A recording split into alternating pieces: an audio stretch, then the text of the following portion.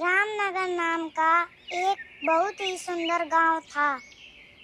चारों ओर हरियाली ही हरियाली थी।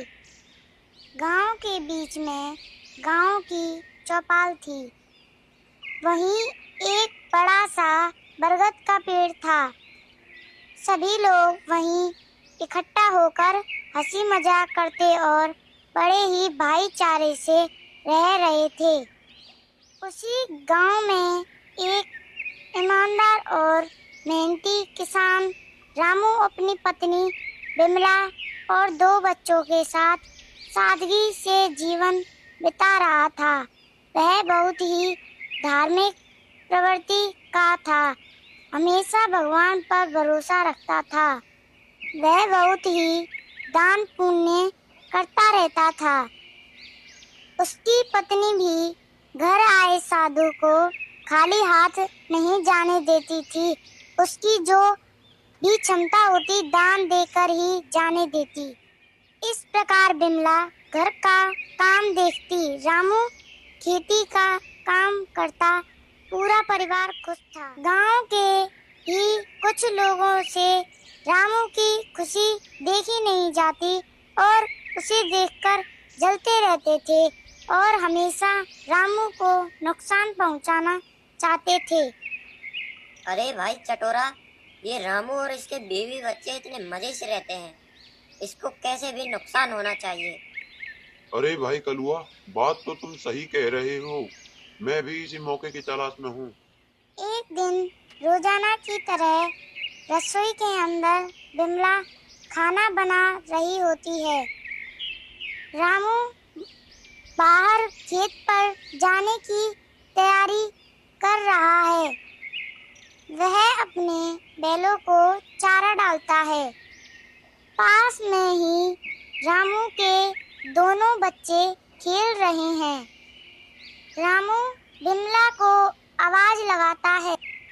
विमला, सुनती हो? खाना जल्दी लाओ, सूरज सिर पर चढ़ाया है, गर्मी में खेत में काम नहीं हो पाएगा। अभी ला रही हूँ जी। आज कुछ तबीयत ठीक नहीं लग रही है, इसलिए आज थोड़ी देर हो गई है। आप बैठिए, मैं अभी खाना लाती हूँ। अरे विमला, ये क्या, तुम्हारी फिर से तबीयत खराब हो गई?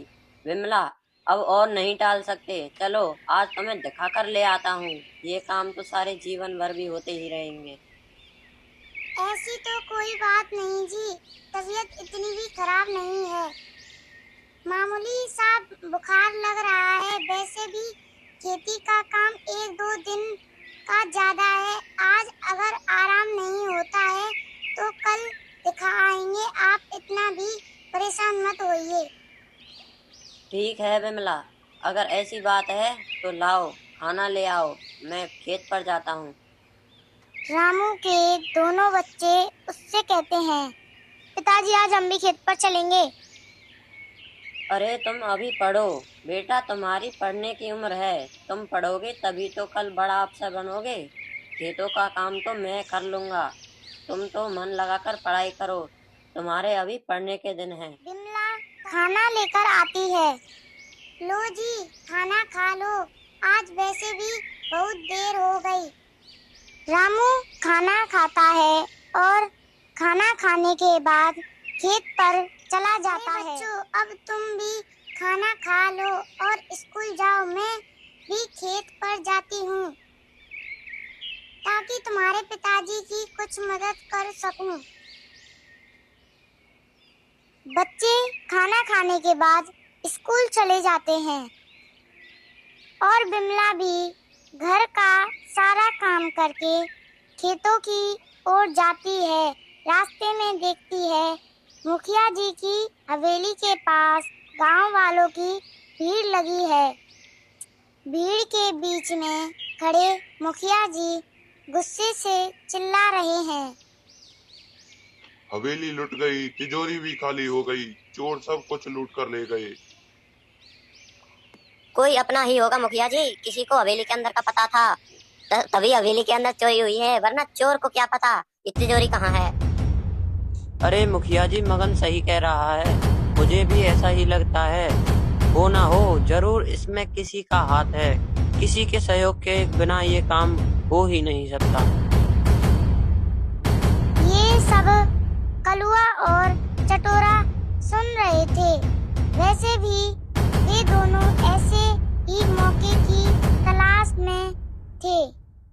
आज उनको रामू को फंसाने का मौका मिल ही गया।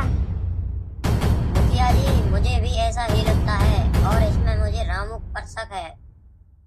इतना सुन चटोरा भी कलुआ का साथ देते हुए कहता है,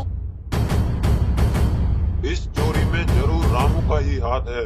वैसे भी रात को रामू खेत से देर से लौटा था। भला रात को खेत में कौन सा काम कर रहा था वो? कलुआ और चटोरा रामू को खाता पीता देख ईर्ष्या करते थे और वे हमेशा नुकसान पहुंचाने की कोशिश करते रहते थे। आज उनको मौका भी मिल गया और वे रामू के खिलाफ मुखिया जी को भड़काने की पूरी कोशिश करने लगे। मुखिया जी को उनकी बात पर भरोसा हो जाता है और वे कहते हैं, तो ठीक है, तुम सबको रामू पर शक है तो रामू को ही बुलाकर लेकर आओ। कुछ लोग रामू के घर जाते हैं।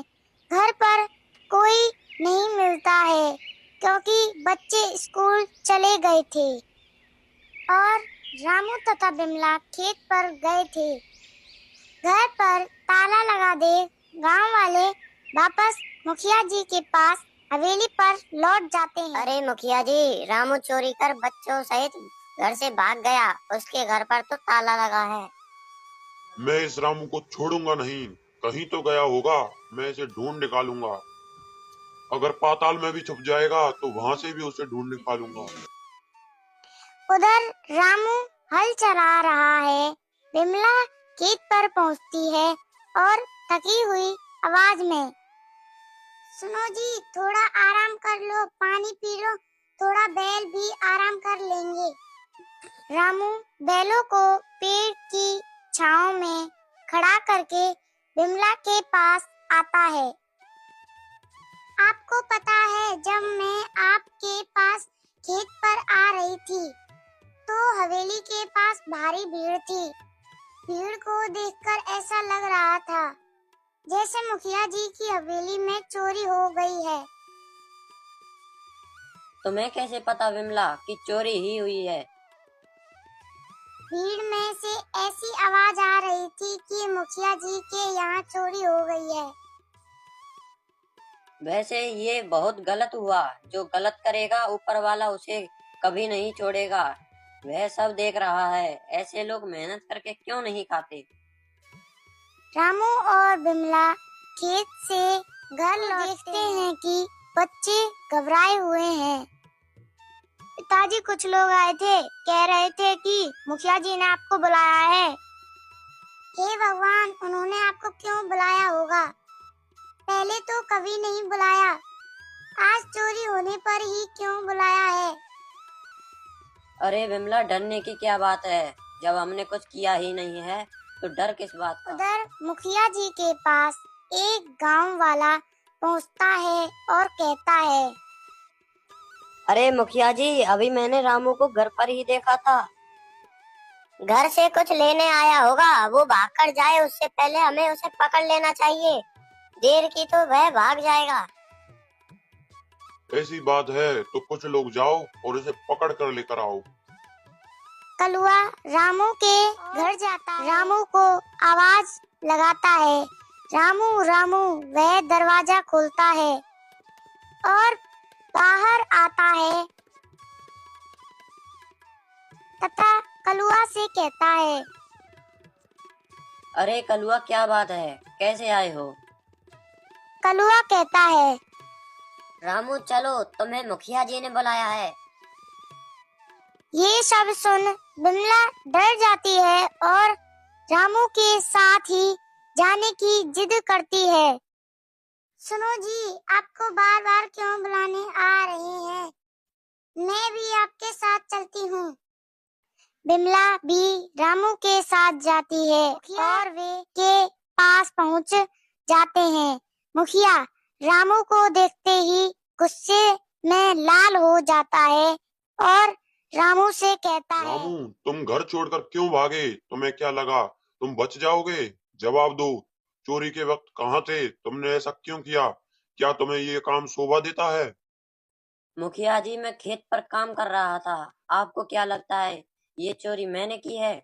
आप मेरे बारे में ऐसा सोच भी कैसे सकते हैं कि मैं ऐसा नीच काम करूंगा? इतने में ही कलुआ बोलता है, तो तुम कल इतनी देर से घर क्यों आए?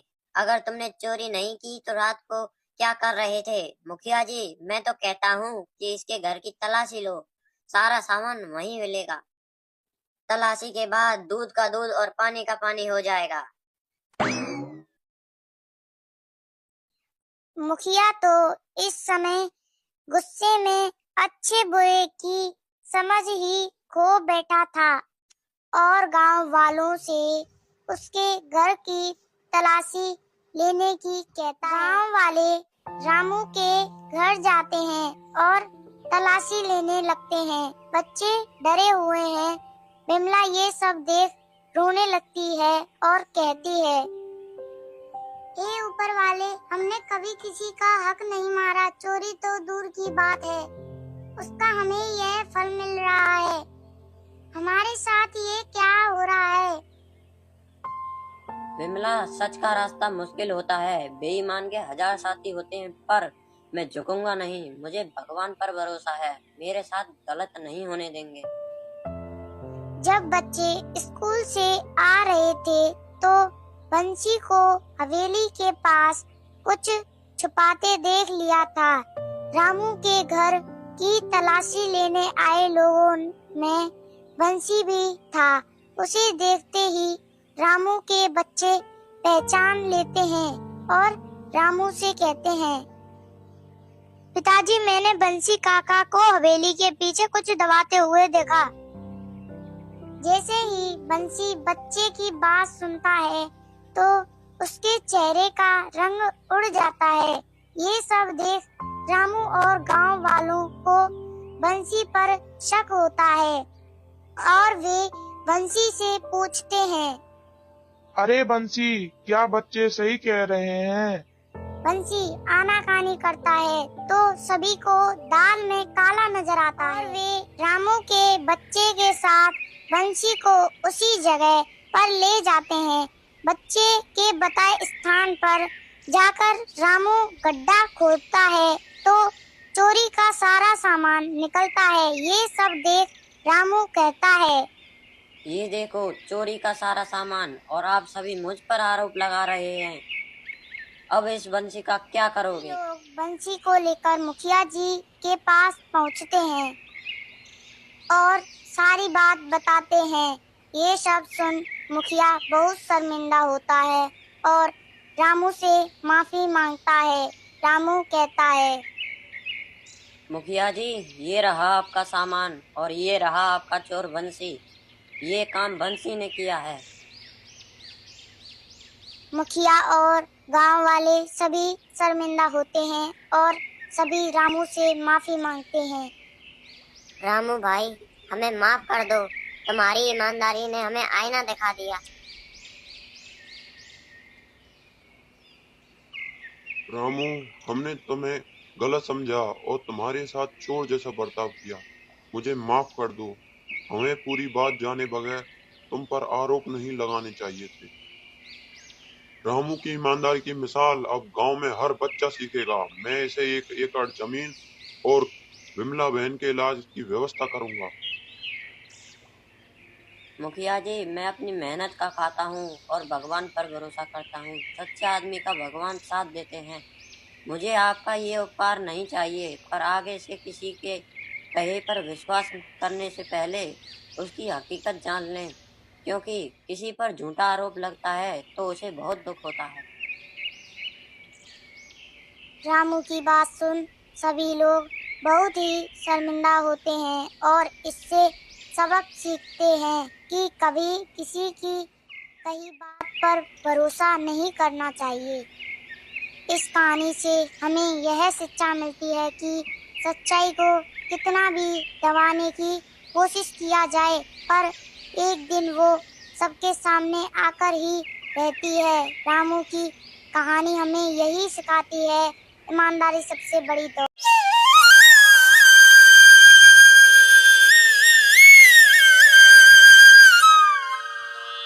बहुत पुराने समय की बात है।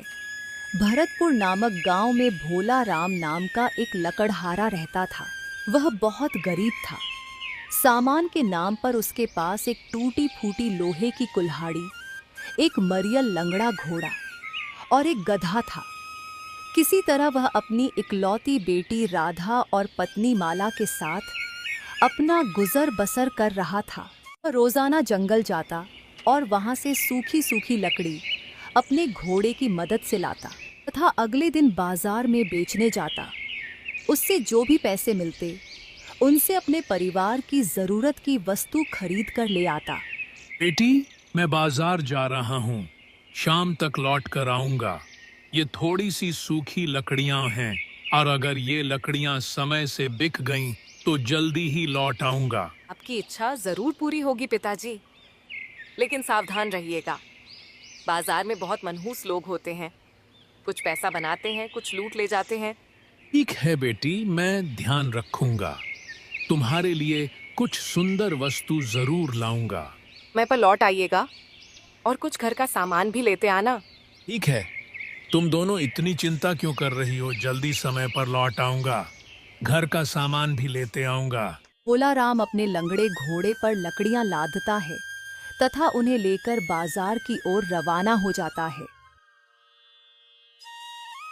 वह बाजार पहुंचकर एक किनारे खड़ा हो जाता है तथा ग्राहकों को आवाज देने लगता है। लकड़ियाँ ले लो, लकड़ियाँ, सूखी सूखी लकड़ियाँ ले लो। एक धनी व्यक्ति की नजर भोला राम पर पड़ती है।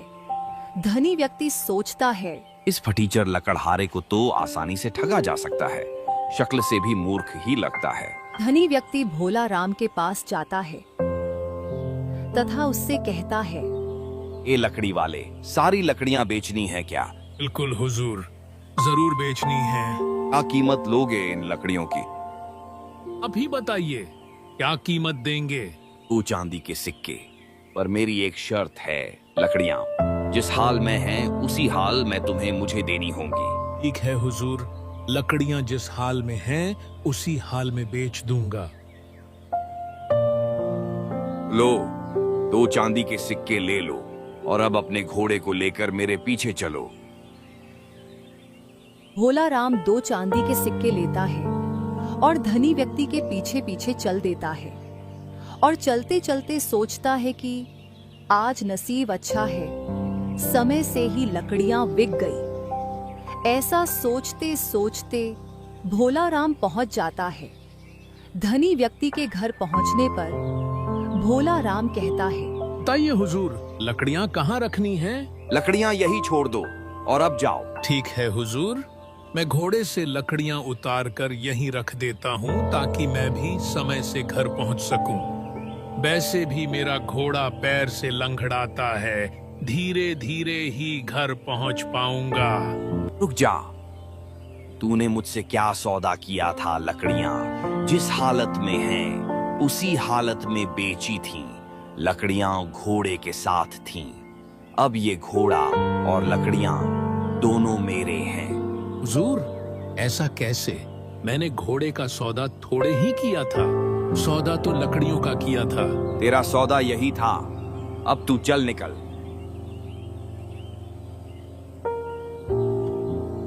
भोला राम गिड़गिड़ाता रहा, लेकिन धनी व्यक्ति नहीं माना। भोला राम और धनी व्यक्ति की आवाज सुन गांव के लोग इकट्ठा होने लगते हैं। धनी व्यक्ति गांव वालों से कहता है, देखो भाइयों, यह लकड़हारा मुझे बेवकूफ बना रहा है। यह लकड़ी और घोड़े का सौदा कर चुका है और अब सौदे से मुकर रहा है। इसे सरपंच जी के पास ले चलो, वे ही सही निर्णय करेंगे।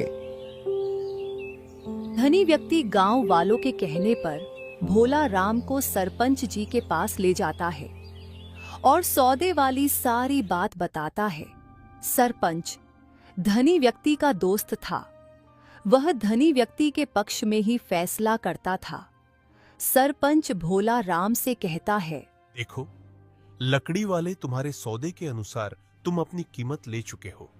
अब घोड़े पर तुम्हारा कोई अधिकार नहीं। इस घोड़े और लकड़ियों को यहीं छोड़ना होगा।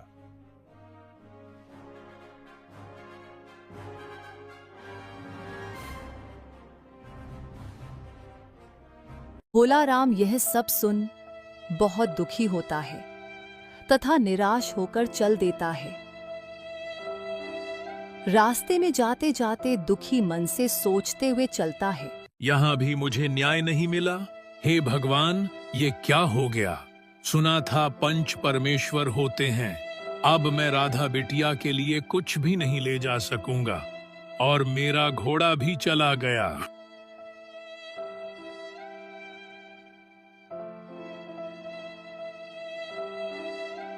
भोला राम दुखी मन के साथ घर लौटता है और किसी से कुछ कहे बगैर चुपचाप जाकर बैठ जाता है। उसे बगैर घोड़े के उदास चेहरे के साथ जब उसकी बेटी और पत्नी देखती हैं, तो वे भोला राम को दिलासा देती हैं और उसकी बेटी राधा उससे पूछती है, पिताजी क्या हुआ? आप इतने उदास क्यों हो? और हमारा घोड़ा कहाँ है? भोला राम दुखी मन से सारी बात राधा और अपनी पत्नी को बताता है। यह सब सुन वे दोनों भी बहुत दुखी होती है। राधा लकड़हारे से कहती है, पिताजी चिंता मत कीजिए, भगवान के घर देर है पर अंधेर नहीं। ऊपर वाला सब देख रहा है। अच्छे लोगों के साथ वे कभी गलत नहीं होने देते। आप खाना खा लीजिए। वे सब खाना खाते हैं और खाना खाकर सो जाते हैं। सारी रात भोला राम चिंता में इधर से उधर करवटें बदलता रहा। इसी चिंता में वह सारी रात सो न सका, जिससे सुबह भोला राम की तबीयत बिगड़ गई। उसकी तबीयत ठीक नहीं देख राधा ने कहा, पिताजी आज मैं बाजार जाऊंगी। आपकी तबीयत ठीक नहीं लग रही, आप आज आराम करो।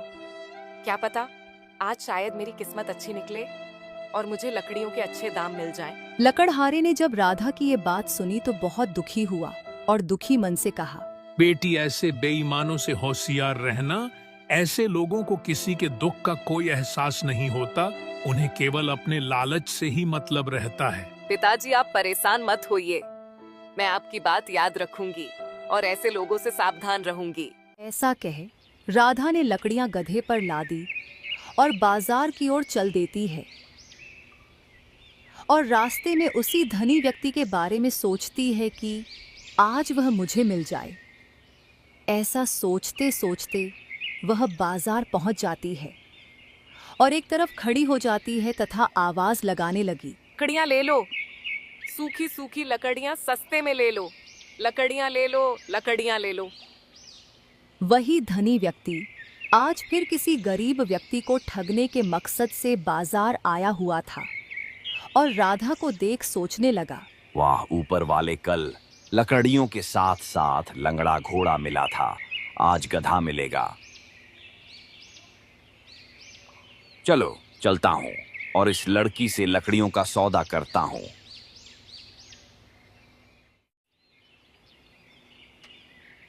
ऐसा सोचते हुए वह राधा के पास जाता है।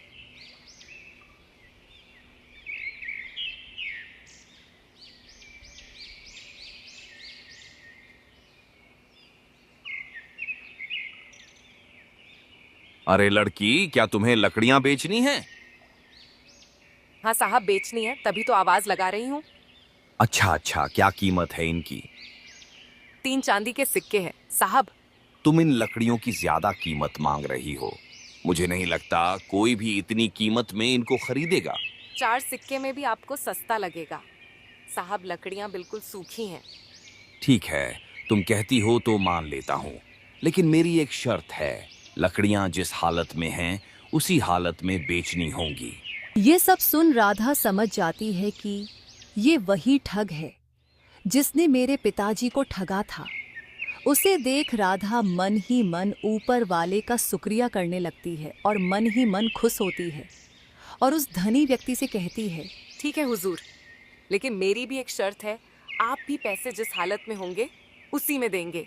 वह पहले तो राधा की बात सुन हैरान रह जाता है, पर फिर सोचता है, ये गरीब लड़की भला क्या कर पाएगी?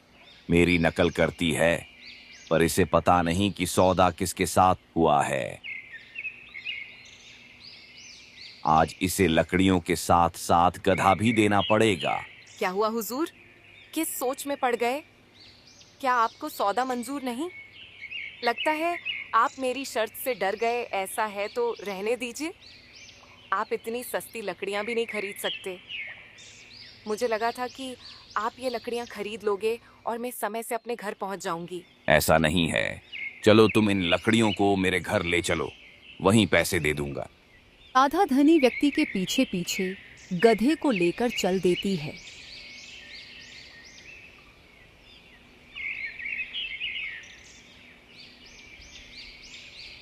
और उसके घर पहुंचती है। घर पहुंचते ही धनी व्यक्ति राधा से कहता है, तुम ये लकड़ियां यहाँ पर ही छोड़ दो और तुम्हारे पैसे लो। राधा धनी व्यक्ति के बताए अनुसार लकड़ियां गधे से उतारने लगती है। तभी वह राधा से कहता है, सौदे के अनुसार लकड़ी गधे पर है और लकड़ियां जिस स्थिति में थी उसी में सौदा हुआ था, इसलिए अब ये गधा भी मेरा हुआ। अपने पैसे लो और यहाँ से जाओ। राधा चतुर थी। जैसे ही वह धनी व्यक्ति राधा को पैसे देता है तो वो उससे कहती है, हुजूर, शर्त के अनुसार सिक्के जिस हालत में हैं उसी हालत में दीजिए। वे अभी आपके हाथ में हैं, मतलब हाथ भी देना पड़ेगा। धनी व्यक्ति राधा की चतुराई देख हैरान रह जाता है और राधा से कहता है, लड़की ये क्या बकवास है? तुम्हें पता भी है तुम क्या बोल रही हो?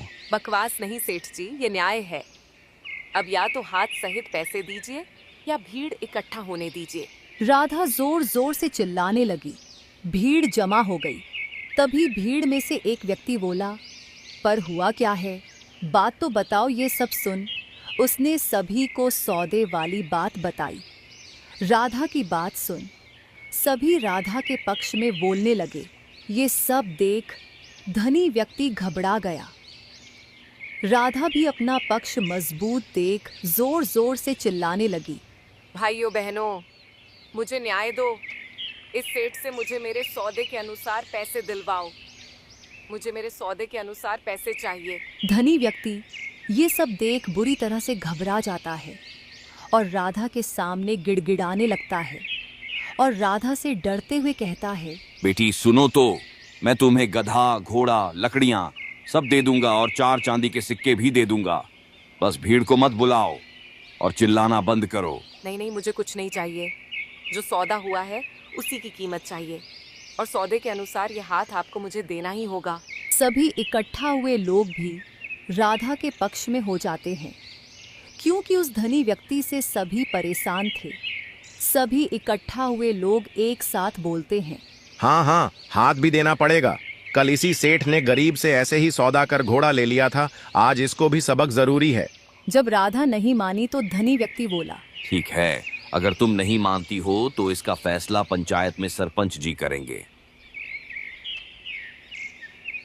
उसे पता था कि सरपंच उसका मित्र है और वो मेरे पक्ष में ही फैसला करेगा। पंचायत में सभी पहुंचते हैं और राधा से सारी बात जानते हैं। राधा सभी को सौदे वाली बात बताती है। राधा की बात सुन सरपंच अपना फैसला सुनाता है। इस लड़की की बात सुन सौदे के अनुसार सेठ को उसे अपना हाथ भी देना होगा। ये सब सुन धनी व्यक्ति घबरा जाता है और राधा के सामने गिड़गिड़ाने लगता है और माफी मांगने लगता है, पर राधा नहीं मानती है। उसे रोता देख सरपंच राधा से कहता, बेटी अब इस पर दया करो। ये सुन राधा गुस्से में सरपंच से कहती है, क्या कल आप लोगों को मेरे पिताजी पर रहम आया था? क्यों सरपंच जी, कल भी तो आपने ही फैसला सुनाया था। आपने ये भी नहीं सोचा कि किसी गरीब का घर कैसे चलेगा। आपने अपने पद का भी ख्याल नहीं रखा। सुना है पंच, परमेश्वर होते हैं, आप लालच में सब कुछ भूल गए। अब जब आपके दोस्त पर बनी तो रहम आ रहा है। मुझे माफ कर दो बेटी, मुझे मेरी गलती का एहसास हो गया है। ठीक है, आप लोग कहते हो तो माफ कर देती हूँ, पर एक शर्त पर। राधा की शर्त की बात सुन धनी व्यक्ति घुटनों के बल बैठ जाता है और कहता है, बेटी अब कोई शर्त नहीं, मैं तुमको जो कहो वो देने को तैयार हूँ। मुझे अब शर्त नाम से ही डर लगता है। ऐसा सुन सभी जोर जोर से हंसने लगते हैं और राधा कहती है, ठीक है, मुझे कुछ नहीं चाहिए। जो अपने मेरे पिताजी से जो घोड़ा ठग लिया वो और अपना गधा तथा अपनी लकड़ियों के पैसे चाहिए। ठीक है बेटी, घोड़ा, गधा, चांदी के 4 सिक्के और लकड़ियां भी ले लो। अब समझ आया सेठ जी, बेईमानी कितनी भारी पड़ सकती है। राधा अपने घर चली जाती है और सारी बात अपने माता पिता को बताती है। ये सब सुन उसके माता पिता बहुत खुश होते हैं और अपनी बेटी पर गर्व करते हैं। इस तरह चतुर राधा ने अपने पिता के साथ हुए अन्याय का बदला चुकाया और लोगों को सिखाया कि चतुराई और सच्चाई से हर धोखेबाज को हराया जा सकता है।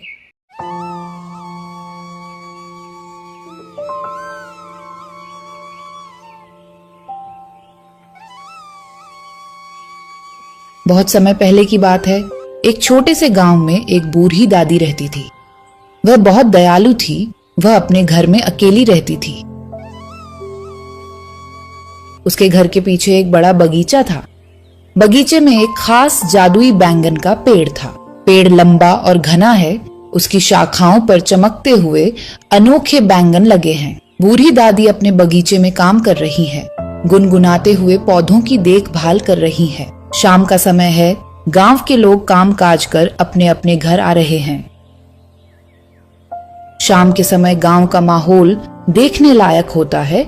ऐसा लगता है मानो असली जीवन तो गांव में ही है। गांव की चौपाल पर सभी लोग एक साथ बैठकर आपस में बातें करते हैं, हंसी मजाक करते हैं। उधर बूढ़ी दादी बगीचे में अकेले बैठी अपने आप से बातें करती है। न जाने मेरे जाने के बाद इस बगीचे का ख्याल कौन रखेगा।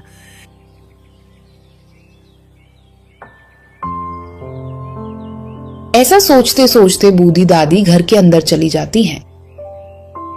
गांव का एक निवासी रामू अपने खेत से काम करके लौटता है। उसके कंधे पर हल रखा है। वह आगे आगे बैल चल रहे हैं। जैसे ही वह बूढ़ी दादी के बगीचे के पास से गुजरता है तो उसकी नजर बगीचे में लगे उस अजीब बैंगन के पेड़ पर पड़ती है और पेड़ पर लगे चमकते बैंगनों को देखता है। अरे वाह, ये क्या है? ऐसे बैंगन तो मैंने पहले कभी नहीं देखे। वह बैंगनों को देखकर अपने आप को रोक नहीं पाता है और बिना सोचे समझे पेड़ से बैंगन तोड़ लेता है। रामू ने बैंगन तो तोड़ लिए, लेकिन उसे इसके जादू के बारे में नहीं पता था। वह उनको लेकर अपने घर चला जाता है। घर पहुंचकर अपनी पत्नी से कहता है, अरे भाग्यवान, ये लो, आज सब्जी बनाने के लिए बैंगन लाया हूँ। आज इन्हीं की सब्जी बनाना।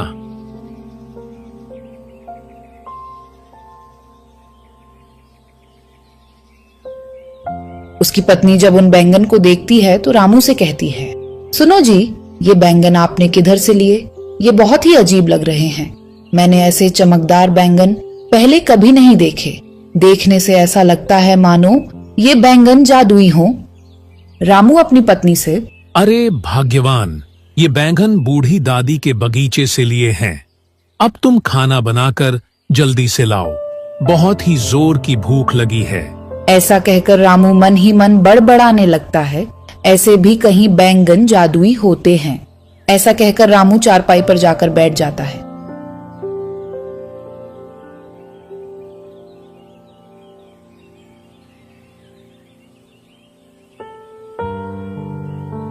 उधर रामू की पत्नी खाना बनाने के लिए रसोई घर में चली जाती है।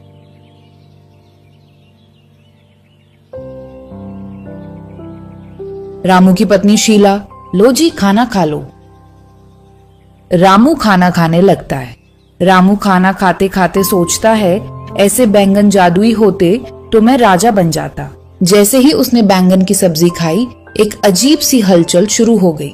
उसके हाथों में सोने के सिक्के आने लगे। ये सब देख उसकी पत्नी की आंखें फटी की फटी रह गई। रामू अपने बढ़ते हुए सोने के सिक्कों को संभालने की कोशिश कर रहा है, लेकिन वे लगातार बढ़ते जा रहे हैं। रामू डरकर यह क्या हो रहा है? यह तो मेरी इच्छा से भी ज्यादा मिल गया। वाकई ये बैंगन तो जादुई हैं। रामू की इस बात की खबर पूरे गांव में आग की तरह फैल गई। गांव में सभी जगह बस इसी बात की चर्चा होने लगी। अरे बहन सुनीता, तुमने कुछ सुना? शीला के पति कोई जादुई बैंगन लेकर आए और उसकी सब्जी खाने के बाद उसके घर सोने के सिक्कों की बारिश होने लगी। नहीं, ऐसा कुछ मैंने तो नहीं सुना, लेकिन तुम्हें किसने बताया? मैंने। क्या इसकी चर्चा तो पूरे गांव में हो रही है। सभी गांव वाले शीला के घर की ओर दौड़े चले जा रहे हैं। चलो हम भी चलकर देखते हैं, क्या सच में ऐसा हुआ होगा? जो भी इसके बारे में सुनता है वह भी रामू के घर की ओर जाने लगता है। उधर गांव की चौपाल पर बैठे लोग जब इसके बारे में सुनते हैं तो सभी हैरान रह जाते हैं और आपस में चर्चा करने लगते हैं। रामू के घर गांव वालों की भीड़ लग जाती है। रामू से इसके बारे में पूछते हैं। रामू सारी बात गांव वालों को बताता है। रामू से ये सब सुनने के बाद गांव वाले बूढ़ी दादी के पास जाते हैं। गांव के सभी लोग व रामू बूढ़ी दादी के घर इकट्ठा हो जाते हैं और बूढ़ी दादी को सारी घटना बताते हैं। रामू, तुमने जो किया वह गलत किया। तुमको ऐसा नहीं करना चाहिए था। लालच ही इंसान से गलत काम करवाता है।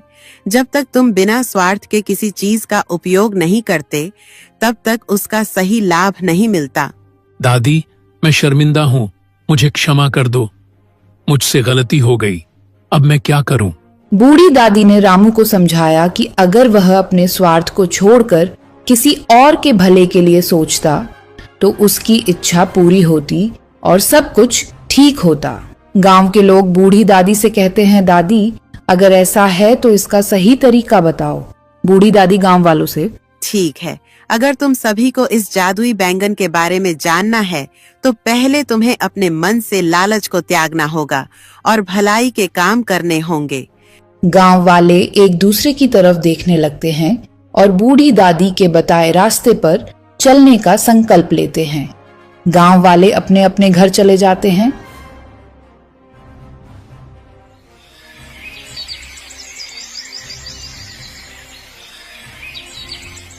जैसे जैसे लोग एक दूसरे की मदद करने लगे, अब गांव में खुशियां लौट आईं और सबका जीवन बदल गया। रात का समय, बगीचा, जादुई पेड़ हल्की रोशनी में चमक रहा है। बूढ़ी दादी सबके इस बर्ताव से बहुत खुश होती है और एक दिन बूढ़ी दादी सबको गांव की चौपाल पर इकट्ठा करती है। वह गांव वालों से कहती है, अब मेरे उम्र हो गई है। मैं चाहती हूँ कि तुम में से कोई एक इस जादुई बैंगन के बगीचे की देखभाल करे और इसकी शक्ति का सबकी भलाई के लिए काम करे। सभी गांव वाले राम्या, एक युवा लड़की, को इस कार्य को करने के लिए कहते हैं। राम्या मुस्कुराते हुए आगे आती है। मैं आपके भरोसे को नहीं तोड़ूंगी दादी माँ, और हमेशा सभी की भलाई के काम करूंगी। बूढ़ी दादी बगीचे की सारी जिम्मेदारी राम्या को सौंप देती है। गांव के सभी लोग बहुत खुश होते हैं। अब यह बैंगन का पेड़ सिर्फ एक पेड़ नहीं था, बल्कि एक सीख थी कि सच्ची शक्ति तब आती है जब हम स्वार्थ छोड़कर दूसरों के भले के लिए कार्य करते हैं।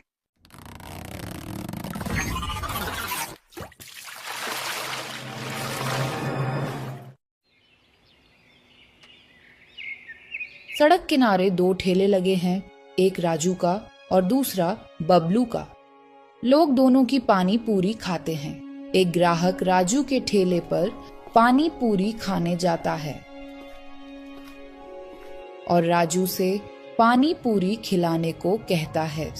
राजू मुस्कुराकर ग्राहक को पानी पूरी देता है। ग्राहक पानी पूरी खाता है और राजू से उसकी पानी पूरी की तारीफ करते हुए कहता है, राजू, तेरी पानी पूरी तो बहुत स्वादिष्ट होती है। धन्यवाद भैया, मैं तो बस दिल से मेहनत करता हूँ। दूसरी तरफ बबलू अपने ठेले पर खड़ा ग्राहकों को ललचाने की कोशिश कर रहा है। अरे इधर आओ, मेरी पानी पूरी खाओ और मसाले का असली मजा लो। कुछ ग्राहक बबलू की तरफ जाते हैं, लेकिन खाने के बाद नाक मुंह बनाते हैं। बबलू, तेरी पानी पूरी का स्वाद अजीब सा क्यों है? ज्यादा बात मत कर, जो खाना है खा वरना निकल। ग्राहक निराश होकर राजू के ठेले की तरफ चले जाते हैं। बबलू गुस्से से राजू को घूरता है। इस प्रकार राजू की पानी पूरी खाने के लिए लोगों की भीड़ बढ़ती जाती है। एक दिन एक बुजुर्ग दादी माँ राजू के ठेले पर आती हैं। वह बहुत थकी और भूखी दिख रही थी। बेटा, मैं बहुत भूखी हूँ, क्या तुम मुझे पानी पूरी खिला सकते हो? अरे दादी, आप बैठिए, मैं आपको अपने हाथों से पानी पूरी खिलाता हूँ। राजू बिना पैसे लिए दादी माँ को स्वादिष्ट पानी पूरी खिलाता है। बेटा, तेरा दिल बहुत अच्छा है, मैं तुझे एक तोहफा देना चाहती हूँ। दादी माँ अपने झोले से एक छोटी सी सुराही निकालती है। ये जादुई पानी है, जब तुम इससे पानी पूरी बनाओगे तो लोग मंत्र मुग्ध हो जाएंगे, लेकिन याद रखना, इसका इस्तेमाल केवल अच्छे कामों के लिए करना। दादी माँ मुस्कुराकर चली जाती हैं।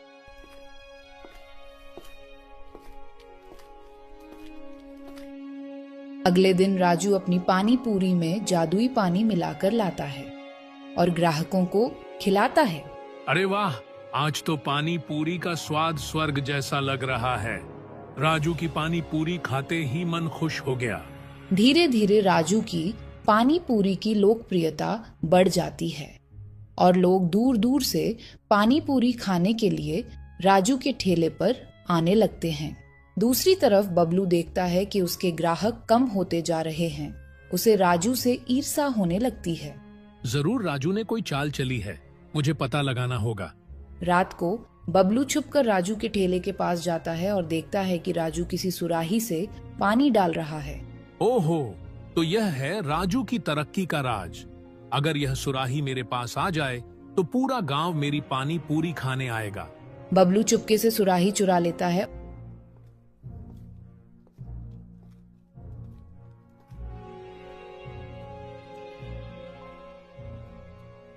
और अपने ठेले पर रख देता है। अब देखता हूँ कि राजू कैसे आगे बढ़ता है। अगले दिन बबलू उसी पानी से पानी पूरी बनाता है और ग्राहकों को खिलाता है। लेकिन जैसे ही ग्राहक पानी पूरी खाते हैं, अरे यह पानी पूरी तो बिल्कुल कड़वी है, मेरा पेट खराब हो गया। ग्राहक गुस्से में बबलू से झगड़ने लगते हैं। इसी बीच राजू को अपनी सुराही गायब दिखती है। उसे समझ में आ जाता है कि बबलू ने चोरी की होगी। बबलू, तुमने चोरी की है ना? हाँ, लेकिन इसमें पानी पूरी क्यों खराब हो गई? तभी दादी माँ फिर से प्रकट होती हैं। बबलू, ये जादुई पानी केवल अच्छे दिल वाले लोगों के लिए काम करता है। लालच और बेईमानी से इसका असर उल्टा पड़ता है। बबलू शर्मिंदा हो जाता है और ग्राहकों से माफी मांगता है। मुझे माफ कर दो, अब से मैं ईमानदारी से काम करूंगा। राजू मुस्कुराकर उसे माफ कर देता है और ग्राहक खुशी खुशी पानी पूरी का मजा लेने लगते हैं। इस कहानी से हमें यह सीख मिलती है कि ईमानदारी और अच्छे दिल से किया गया काम हमेशा रंग लाता है, जबकि लालच और बेईमानी की नीयत से किया गया काम असफलता और बदनामी का कारण बनता है। रामपुर नाम का एक गांव था। उसी गांव में एक रामलाल नाम का सुनार रहता था। वह बहुत ही लालची व्यक्ति था। रामलाल अपनी दुकान में बैठा था, सोने चांदी के गहनों पर काम कर रहा है। पास ही उसका सहायक राजू बैठा है। रामलाल सोचते हुए, अगर मेरे पास और ज्यादा सोना होता तो मैं बहुत अमीर बन सकता था, लेकिन सिर्फ गहने बनाकर इतना धन नहीं कमाया जा सकता। कोई ऐसा तरीका होना चाहिए जिससे जल्दी अमीर बन सकूं। मालिक, आज सेठ धनराज आने वाले हैं। उन्होंने एक नई मूर्ति बनवाने का आदेश दिया है। सेठ जी से अच्छा मुनाफा मिलेगा, चलो देखते हैं। वहीं दूसरी तरफ सेठ धनराज का आगमन होता है। सेठ धनराज अपनी पालकी में आते हैं। उनके साथ उनके नौकर भी थे। सेठ धनराज मजाकिया लहजे में कहते हैं, रामलाल, सुना है तुम्हारे हाथ में जादू है। इस बार मेरे लिए एक खास मूर्ति बनानी है, शुद्ध सोने की। सेठ जी, आपकी सेवा करना हमारे लिए सौभाग्य की बात है। बताइए, कैसी मूर्ति चाहिए? यह मेरे पूर्वजों की मूर्ति होगी। इसमें किसी भी तरह की मिलावट नहीं होनी चाहिए। मैं तुम्हें पूरा सोना दे दूंगा। सेठ जी, आप चिंता न करें, आपकी मूर्ति बिल्कुल शुद्ध और सुंदर बनेगी। धनराज रामलाल को शुद्ध सोना देते हैं और काम शुरू करने को कहते हैं। रात का समय था। रामलाल अपनी दुकान में अकेला बैठा हुआ था। अगर मैं थोड़ा सा सोना मूर्ति में कम कर दूं, तो कोई जान भी नहीं पाएगा। मैं इसे बेचकर बहुत सारा धन कमा सकता हूँ। रामलाल मूर्ति बनाते समय थोड़ा थोड़ा सोना छिपाने लगता है। वह सोने को एक गुप्त स्थान पर रखता जाता है। कुछ दिनों बाद मूर्ति तैयार हो जाती है। सेठ धनराज मूर्ति लेने आते हैं। सेठ धनराज मूर्ति देखकर, वाह, ये तो बहुत सुंदर बनी है।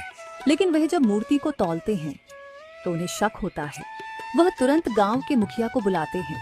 मुखिया जी और गांव के लोग इकट्ठा होते हैं।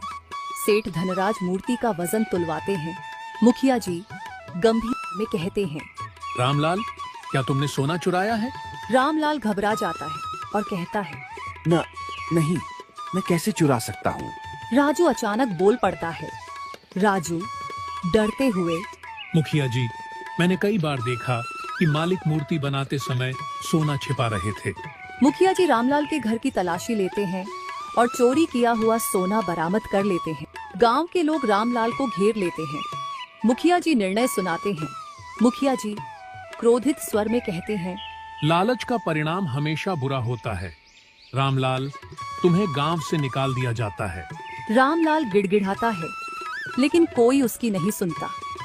वह अपनी दुकान और घर से बेघर हो जाता है। गांव वाले आपस में बातचीत करते हैं।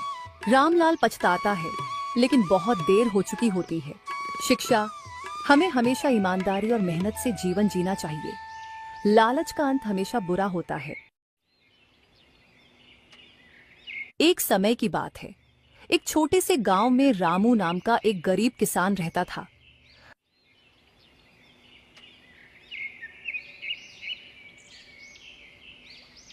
वह कड़ी मेहनत करता,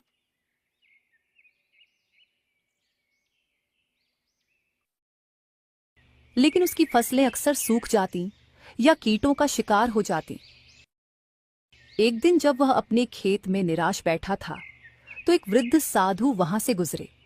साधु ने रामू से पूछा, क्या हुआ बेटा, इतने परेशान क्यों हो? रामू ने अपनी परेशानियां बताईं। बाबा, इस बार मेरी फसल को कीड़े खा गए। मेरी सारी फसल नष्ट हो गई, इसलिए मैं बहुत परेशान हूँ। साधु ने मुस्कुराते हुए अपनी झोली से एक सुनहरा गेहूं का दाना निकाला और कहा, ये लो बेटा, जादुई गेहूं का दाना। लेकिन याद रखना, इस फसल का पहला हिस्सा तुम इस गांव के सबसे जरूरतमंद व्यक्ति को दोगे।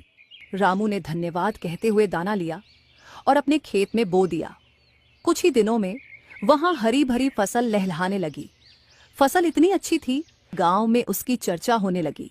अरे भाई, रामू की फसल कितनी अच्छी हुई है। हाँ, तुम सही कह रहे हो। हर बार तो उस बेचारे की फसल नष्ट हो जाती थी। कभी कीड़ों की वजह से नष्ट हो जाती, तो कभी सही उगती ही नहीं थी। पर इस बार तो ऊपर वाले की रामू पर बड़ी ही मेहर हुई है। रामू के जैसी फसल अब की बार किसी की भी नहीं है। इधर रामू और उसकी घरवाली साधु जी के कहे अनुसार फसल का पहला हिस्सा दान करने के लिए आपस में चर्चा करते हैं कि गांव में किस जरूरतमंद को फसल का पहला हिस्सा दान किया जाए। सुनो जी, अब की बार ऊपर वाले की कृपा से फसल तो बहुत ही अच्छी हुई है, पर साधु जी ने फसल का पहला हिस्सा किसी जरूरतमंद को दान करने के लिए कहा था, तो हमें दान भी करना है। आपको याद है कि नहीं? अरे भाग्यवान, भूला नहीं हूँ।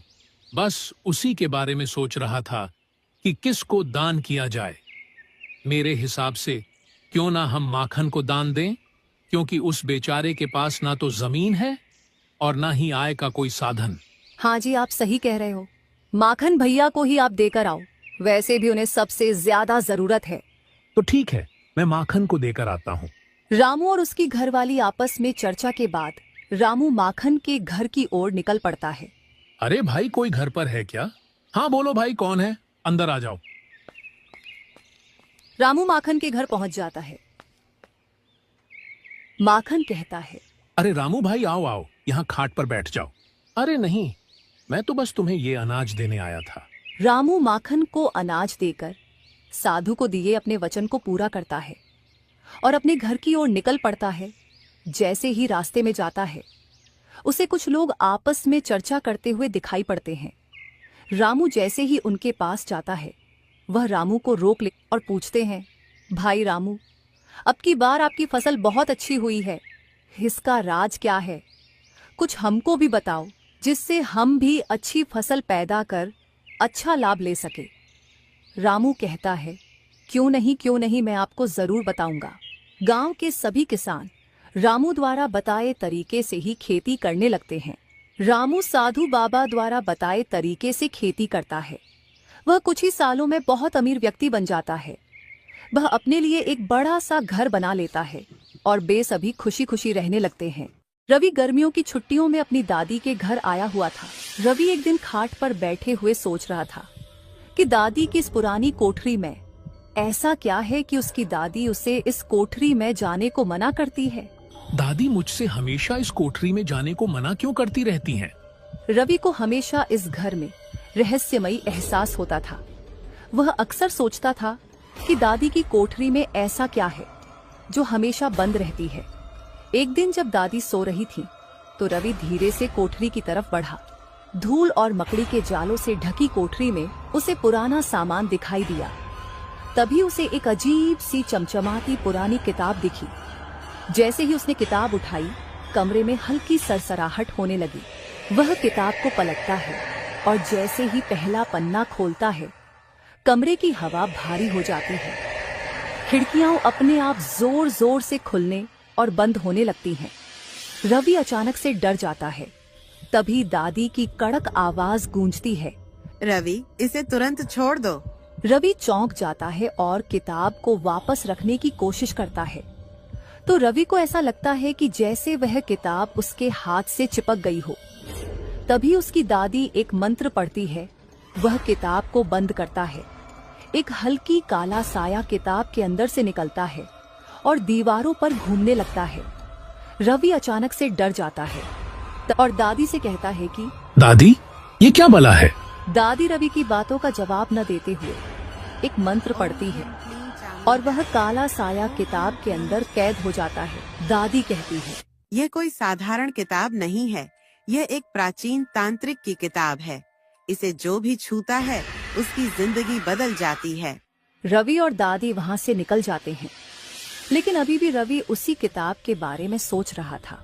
क्या वह किताब सच में जादुई है? क्या सचमुच उस किताब से मेरी जिंदगी बदल जाएगी? उसको दादी की बातों का यकीन नहीं होता है और वह रात को चुपके से किताब लेकर अपने कमरे में चला जाता है। जैसे ही वह किताब खोलकर पढ़ने की कोशिश करता है, कमरे की लाइट्स झपकने लगती हैं। उसे महसूस होता है कि खिड़की के बाहर कोई खड़ा है। वह घबराकर बाहर देखता है, लेकिन वहां कुछ नहीं होता। रवि दोबारा से किताब के पास आ जाता है। अचानक किताब का एक पन्ना अपने आप पलट जाता है और उस पर लिखा होता है, जो इस किताब को पढ़ेगा उसे किताब अपने अंदर खींच लेगी। रवि का दिल जोर जोर से धड़कने लगता है। अगली रात रवि का दोस्त अमित उसके घर आता है। रवि, घर पर हो क्या? अरे अमित, आओ। यार, सुना है इस घर में कुछ रहस्य है। सच बता, तूने कुछ खोजा है क्या? हाँ यार, वहां से मुझे ये तांत्रिक किताब वहां उस कोठरी में से मिली है। अरे तो दिखा तो सही किताब को। रवि उसे किताब दिखाता है। जैसे ही अमित किताब को छूता है, कमरे की दीवारों पर साए चलने लगते हैं। अचानक एक काले रंग की भयानक आकृति किताब से निकलती है। तुमने मेरी किताब को छू लिया, अब तुम इस श्राप से बच नहीं सकते। कमरे में तेज हवा चलने लगती है। अमित घबराकर दरवाजे की तरफ भागता है, लेकिन दरवाजा अपने आप बंद हो जाता है। छाया प्रेत धीरे धीरे उनकी ओर बढ़ता है। रवि का दोस्त अमित उस प्रेत को देखकर घबरा जाता है। दादी दौड़कर आती है और जोर से मंत्र पढ़ने लगती हैं। ओम हिम क्लीं चामुंडाय, ओम हिम क्लीं चामुंडाय, ओम हिम क्लीं चामुंडाय, ओम हिम क्लीं चामुंडाय, ओम हिम क्लीं चामुंडाय। जैसे ही दादी मंत्र पढ़ती हैं, छाया प्रेत पीछे हटने लगता है, लेकिन वह फिर से किताब के अंदर घुस जाता है और अचानक किताब का रंग लाल हो जाता है। दादी रवि और अमित को लेकर पूजा घर में जाती हैं। दादी कहती हैं, यह किताब एक प्राचीन तांत्रिक ने लिखी थी, लेकिन उसने अपनी आत्मा को इसमें कैद कर लिया। यह किताब किसी को भी अपने अंदर खींच सकती है। हमें इसे हमेशा के लिए बंद करना होगा। रवि सोच में पड़ जाता है। तभी अचानक किताब हवा में उठने लगती है और अपने आप खुल जाती है। अंदर से आवाज आती है, मुझे रोक नहीं सकते। अचानक रवि किताब को पकड़कर जमीन पर पटक देता है। दादी मंत्र पढ़ना तेज कर देती है और किताब में से निकलती हुई काली धुंध गायब होने लगती है। किताब जलने लगती है और उसके साथ ही घर में फैली अजीब ऊर्जा भी खत्म हो जाती है। सुबह होते ही सब कुछ सामान्य हो जाता है। रवि, अमित और दादी कोठरी में जाते हैं और किताब की बची हुई राख को मिट्टी में दबा देते हैं। भाई, अगली बार कोई पुरानी चीज मत छेड़ना। रवि मुस्कुराता है, लेकिन अब भी उसके मन में सवाल होता है, क्या किताब सच में खत्म हो गई या फिर उसका श्राप अभी बाकी है। सतनपुर में सरकार ने एक नई सड़क और तालाब बनाने की योजना बनाई। इस कार्य के लिए राजेश को ग्राम विकास अधिकारी नियुक्त किया गया। राजेश ईमानदार और कर्तव्यनिष्ठ व्यक्ति था, जो हमेशा गांव के हित में काम करता था। लेकिन इस योजना की देखरेख करने वाला बड़ा अधिकारी शंकरलाल बेहद भ्रष्ट था।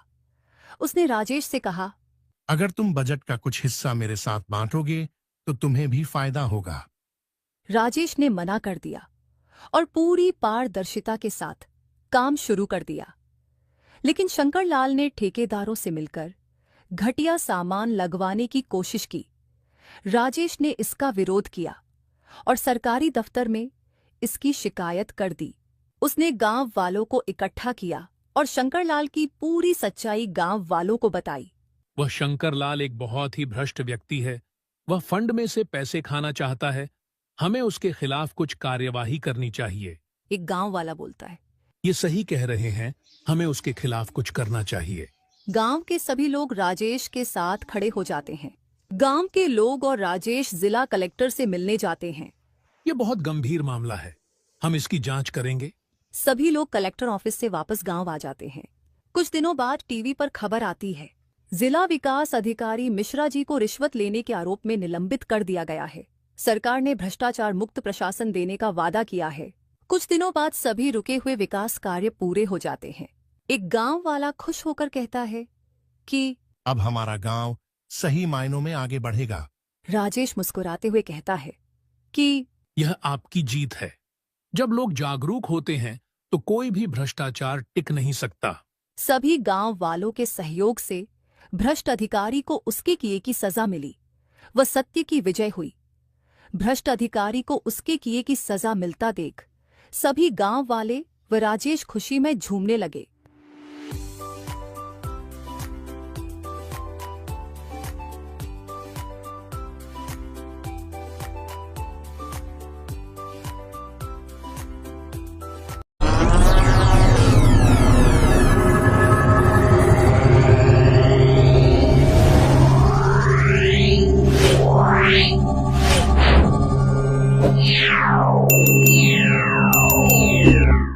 रामपुर का हरीलाल गांव का बहुत ही अमीर आदमी था।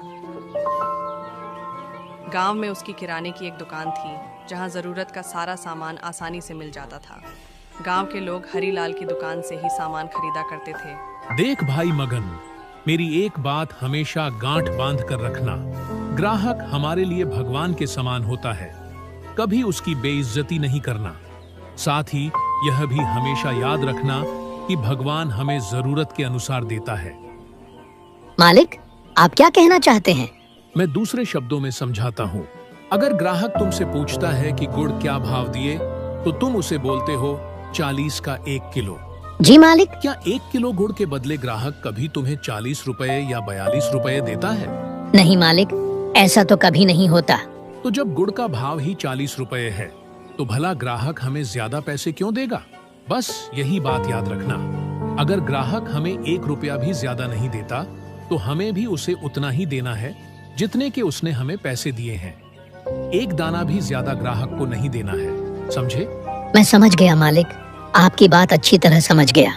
मैंने इतना कुछ ऐसे ही नहीं जोड़ा है, बड़ी मेहनत लगती है और बड़ा हिसाब किताब करना पड़ता है। जी मालिक, सही कहा आपने। गांव के सब लोग जानते थे कि हरी बहुत कंजूस है। उसके अंदर दया नाम की कोई चीज नहीं थी। वो कभी किसी की मदद नहीं करता था। परंतु उसकी पत्नी विमला थोड़ी अलग थी। वो इतना अमीर होने के बाद भी बहुत दयालु थी। एक दिन सुबह सुबह हरीलाल अपने घर के बरामदे में बैठा था। तभी उसे किसी व्यक्ति की आवाज आई। कोए खरीद लो, कोए, सुंदर सुंदर मोटे ताजे कोए खरीद लो, कोई मेरे कोए खरीद लो। अरे ये कौन है जो कौवा बेच रहा है? आवाज से तो लग रहा है कि वो कौवा ही बेच रहा है। कैसा मूर्ख इंसान है। भला कौवा कौन बेचता है और खरीदना किसे है? उत्सुकतावश हरीलाल घर के बाहर जाता है। क्यों भाई, क्या बेच रहे हो? कोए बेच रहा हूं साहब। दिखाओ कैसा कौवा है। आदिवासी अपनी टोकरी चबूतरे पर रखकर मुस्कुराता है और टोकरी खोलता है। हरीलाल की आंखें खुली की खुली रह जाती हैं। ये तो तीतर थे, मोटे मोटे काले तीतर। वाह, कैसा मूर्ख है ये। इतने बेशकीमती तीतर को कौवा बता रहा है। कितने रुपए जोड़े हैं तुम्हारे कोए? 40 रुपए का जोड़ा है साहब। बड़े महंगे दे रहे हो तुम। मैं तो 20 रुपए दूंगा एक जोड़े का। अगर देना है तो दो, नहीं तो मैं चला। नहीं साहब, आप तो बहुत दयालु लगते हैं। मुझ पर कृपा कीजिए। कहां मैं इस गर्मी और धूप में इन्हें लेकर भटकता रहूंगा। साहब, ये रहा आपका कोए का जोड़ा। ये लो तुम्हारे पूरे 20 रुपए, गिन लो। आपका बहुत बहुत धन्यवाद साहब। आप बड़े ही अच्छे हैं और दयावान भी। अच्छा, तुम्हारा नाम क्या है? सेठ जी, मेरा नाम रामू है। ठीक है, अगली बार जब तुम्हें और भी कोए मिले तो मेरे पास जरूर आना। जरूर साहब, अब मैं जब भी इधर आऊंगा तो आपके पास जरूर आऊंगा। रामू चला गया। हरीलाल अपने सौदे पर इतराते हुए अपनी पत्नी को तीतर दिखाता है। अरे, इतने मोटे ताजे तीतर यहाँ कौन रख गया? वही जो कौवा बेच रहा था। कौवा बेचने वाले के पास तीतर भी थे? हाँ, वो बड़ा ही मूर्ख था। इस कीमती तीतर को कौवा के भाव बेच रहा था। क्या भाव दिया उसने तीतर का? 20 रुपए का जोड़ा। विमला की आंखें फटी की फटी रह गईं। क्या कहा? 20 रुपए का जोड़ा? ये इतने मोटे ताजे तीतर तुम्हें 20 रुपए में मिले हैं? हाँ हाँ हाँ, वो बड़ा ही मूर्ख था। इतने कीमती तीतर 20 रुपए में दे दिए। कुछ दिनों बाद रंगना ले लो, रंगना, कोई रंगना ले लो। अरे, ये तो नाथू की आवाज है।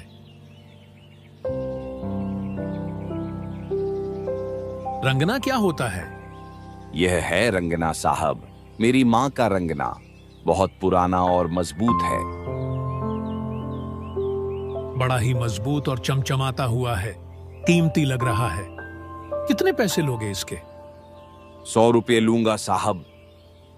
मैं 80 दूंगा। ठीक है साहब, आप बहुत अच्छे हैं। 80 रुपए में ले लीजिए। हरीलाल रंगना लेकर घर में जाता है। सच कह रहे हैं आप, ये बर्तन बहुत ही कीमती लग रहा है। फिर कुछ दिन बाद लखनऊ ले लो, लखनऊ, कोई मेरे बेशकीमती लखनऊ ले लो। अरे नाथू, क्या लाया है इस बार? ये लखनऊ है साहब, बहुत कीमती। 10 लाख रुपये लूंगा। इतना मूर्ख नहीं हो सकता। इससे पहले 2 बार मुझे सस्ते में कीमती चीजें मिली हैं। ठीक है, मैं लखनऊ लूंगा। शाम तक पैसे का इंतजाम कर दूंगा। हरीलाल अपनी पत्नी के गहने बेच देता है, जमा पूंजी जोड़ता है। शाम को नाथू आता है, हीरे चमकते हैं।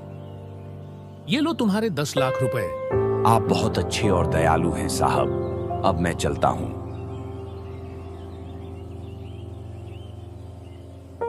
अगली सुबह हरीलाल शहर के एक जौहरी के पास जाता है। राम राम मंगल सेठ। राम राम हरीलाल जी, क्या लाए हो? बहुत जरूरी चीज, हीरे हैं। चमक तो बहुत है, लेकिन ये हीरे नहीं, कांच के टुकड़े हैं। क्या कह रहे हो? अगर यकीन नहीं है तो किसी और को भी दिखा लो। ये सिर्फ कांच है। हरीलाल की आंखों के सामने अंधेरा छा जाता है। उसने अपने लालच में सब कुछ खो दिया। ये एक सच्ची कहानी है और आज भी छत्तीसगढ़ में एक कविता के रूप में कही जाती है। कौवा के धोखा में तीतर बकाई और बकाई रंगना, छपटे लखनऊ धमाका, न घर सोहे न अंगना।